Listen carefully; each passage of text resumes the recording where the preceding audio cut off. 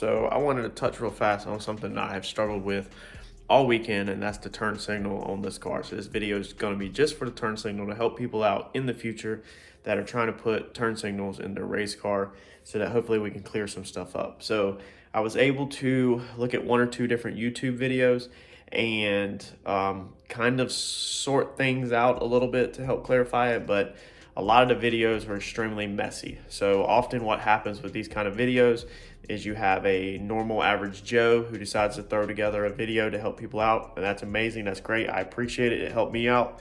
But then sometimes the videos are a little hard to follow because they're so raw or uncut or edited or straight to the point that are kind of all over the place, or the person doesn't know the correct terminology, and so it could confuse somebody else even more. And then there's some videos that are overcomplicated that explain way too much. So what I want to address for this video, because it seems like a lot of these universal turn signal things are for hot rods, old schools, 30s, 40s, 50s, very basic stuff like that, and then they don't relate 100% because a lot of us nowadays are using LEDs in the vehicle. So one thing that, let me show you first what we're working with today, what turn signal I'm talking about in particular for this video. This is what I am using for this application. All right, so here is the turn signal switch that we're using. Now, I didn't buy this exact one. I bought one close to this a while back off of eBay. And what's been kind of messing me up is looking at the diagrams. Mine has 8 wires right here, okay? The extra wire that I have is a red and black tracer wire. And when you go to the diagrams for these kind of universal turn signals, a lot of them are 7 wires, such as this. So that at first kind of threw a loop in a hole, and then I decided, that I would just start ignoring the red wire with the black tracer, because when you start Googling the 8 wire turn signal, it often comes up a universal turn signal with horn when you Google the 8 wire thing. So I believe that the 8th wire has something to do with the horn and not the actual turn signal application. So mine looks a little different. It is black.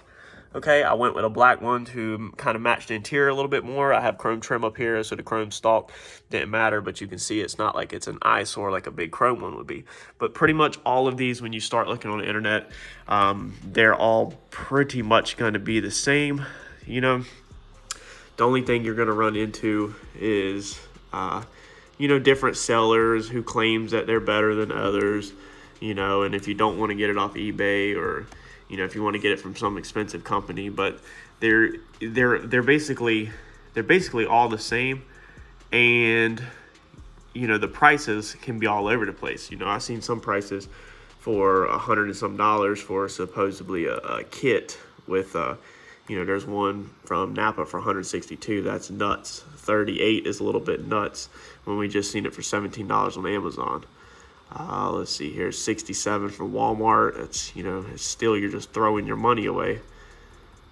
So Amazon, eBay is about the ticket, 18 bucks, 17 bucks for one. Right there, AliExpress. I don't know nothing about that website, but $13, so Amazon and eBay has them. Let's see here, show you again. Amazon to your door, $17.25. So that's about what I'd pay for one. So I've got it wired up here. It looks like a complete mess, and in some other videos they've got a wiring mess, and then it's kind of confusing. But I'm going to walk you through every step real fast. What I wanted to do is mock this up before I clean this up. As soon as this video is over, I'm going to actually clean all of this up, and wire it in here nice and neat, like a lot of the other stuff. Like literally all this wire that's laying in here is getting all cleaned up.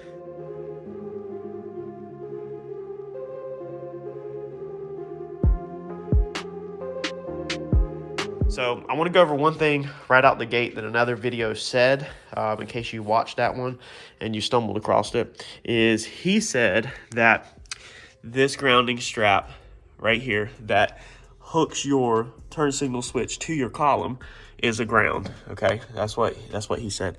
Now my column is wrapped in carbon fiber, so it's a lightweight titanium column that was wrapped in carbon fiber, so I didn't have to paint it.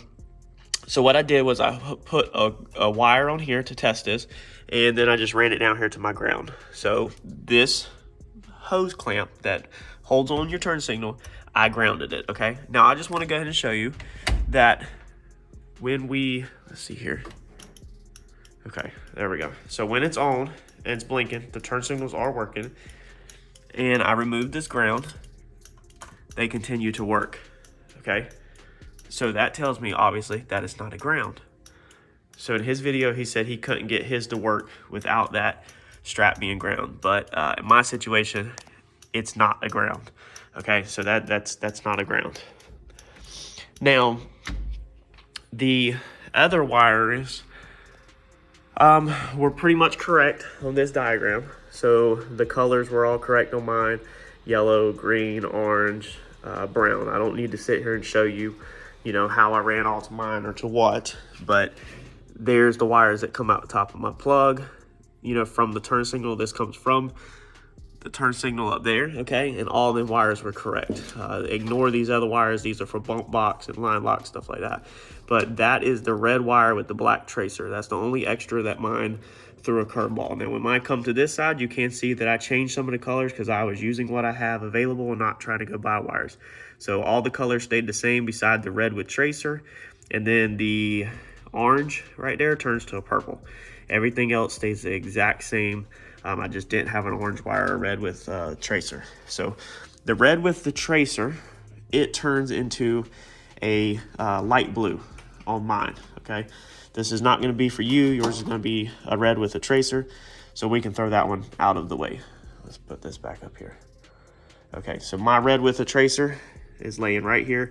It's a light blue. It's to the side. It's not hooked up to anything. Follow this diagram. I don't need to sit here and show you mine. Follow this diagram and wire it exactly like it's in this diagram, and you'll be good to go. Now, one thing that threw me a curveball is the flasher right here, okay? The wiring block that I was going to use is this universal kit. Now this thing is getting removed out of here because it's pretty much not hooked up to nothing. Long story, if you don't follow the channel, you don't know how much changes and stuff that I went through. But this block come with a 2-prong, okay? Now, I can't explain why or how the 2-prong is intended to work with this universal cheap kit. This is like a Chinese eBay kit. But all I can tell you is that when I try to hook anything up with the 2-prong, I couldn't get it to work. And I probably was doing something wrong. So all of this diagram ended up being the same. And so what I ran to the parts store was, and I got me a 3-prong, okay? Just like this, a 3-prong flashing relay. Now, since I have LEDs, while I was at the parts store, I grabbed one of these, okay? Now, when you get to the parts store, you're gonna notice that there's a few different numbers up here.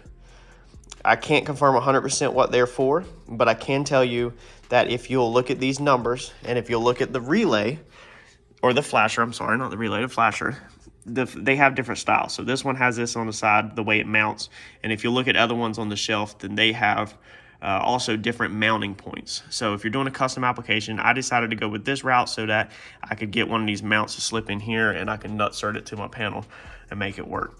What I did pay attention to is this on the face right here. So on the face, it tells you 3 to 6 lamps, LED 3 to 6 lamps. Now the other ones at the parts store say 2 to 4 lamps, you know, different things, but all of the ratings are the same. The volts, the max watts, all of that stuff is the same. Like everything is the exact same besides the number of lamps. So I chose the one that was 3 to 6 lamps because I couldn't remember 100% if mine that were in the quarter panel in the fender down here, these are marker lights. I couldn't remember if they blinked or not. So I knew I at least had 4. Everybody has 4 turn signals for the most part, you know, but I wasn't sure if maybe even I had 8.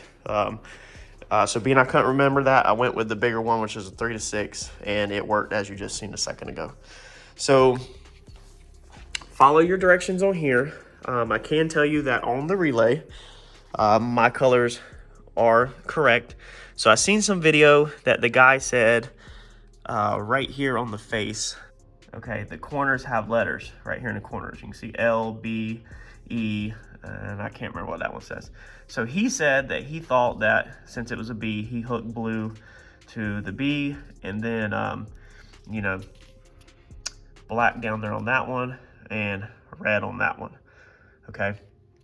So you can see with all the wires out your way that he hooked red here, black here, blue here, because he thought blue as in B, and that's what he went with, and that ended up working. And so I did it like that. I can't tell you what the B, E, and L, whatever that last thing, A, stands for. I'm sure you can look that up on Google, but it worked, so we're not gonna research what these stand for.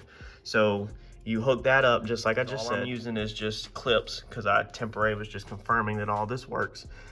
This wire right here is red. This is my red wire. So it runs over here, and it is alligator clamped to a hot fused wire, okay? So this is your power into the whole system. This